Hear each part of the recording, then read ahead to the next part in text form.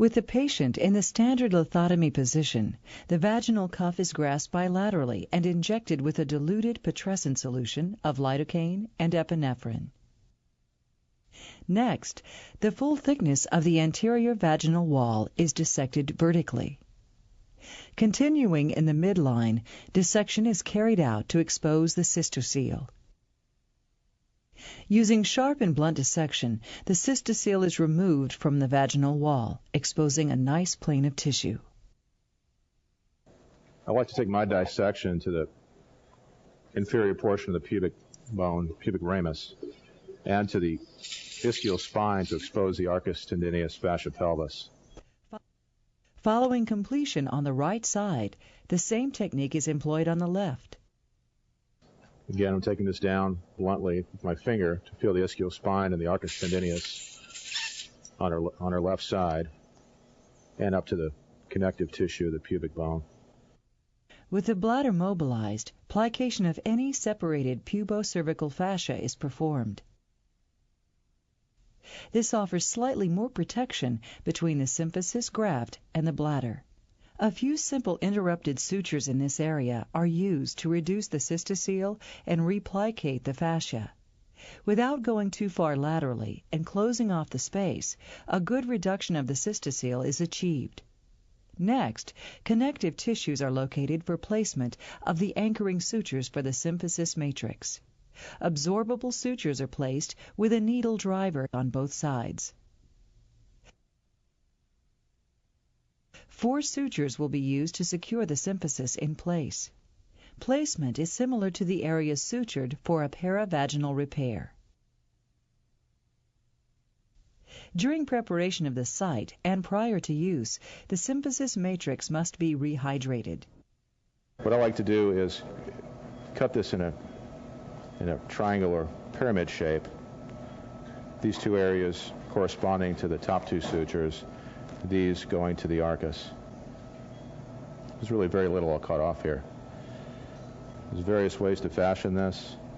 I feel this works the best and mimics what the pubocervical fascia did.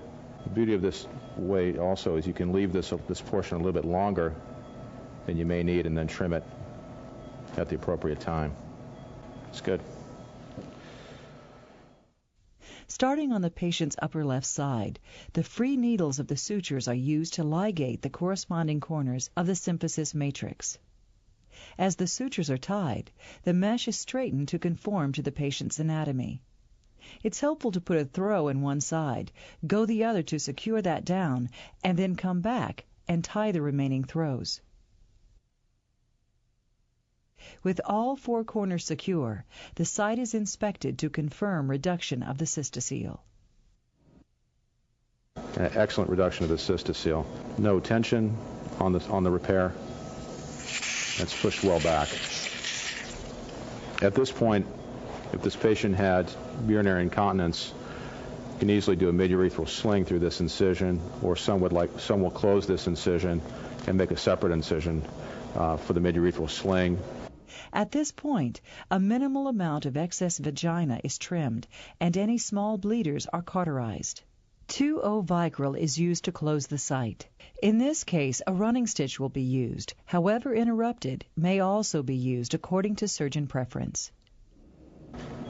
We have a nice full thickness cut here.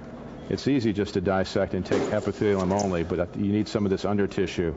I think it's very important if you're going to do mesh repairs. And again, we're able to demonstrate a good suspension of the anterior segment. You can feel the mesh. There's no tension on the mesh. And a good closure. Proceeding posteriorly, the patient also suffers from a rectocele with laxity to the rectovaginal septum.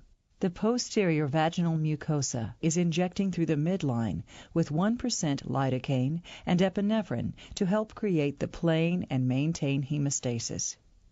The same principle of a full-thickness dissection along the midline is employed posteriorly as well. Dissection is continued to just below the incision anteriorly of the vaginal cuff. Sharp and blunt dissection is used on the rectovaginal septum to expose the rectocele. The target is the ischial spine bilaterally. enteroceal sac is apparent here. And that's an excellent dissection on this side. We'll start on the other side. Do the same. Good dissection to the ischial spines.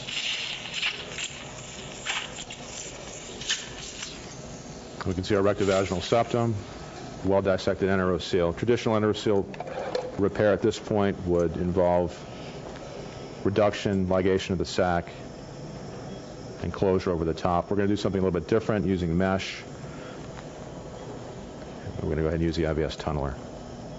The drape is expanded to permit use of the IVS tunneler. The first incision is made approximately 2 finger breadths lateral and 2 below the anal verge, with a corresponding incision on the other side. Taking care to avoid the hemorrhoidal vessel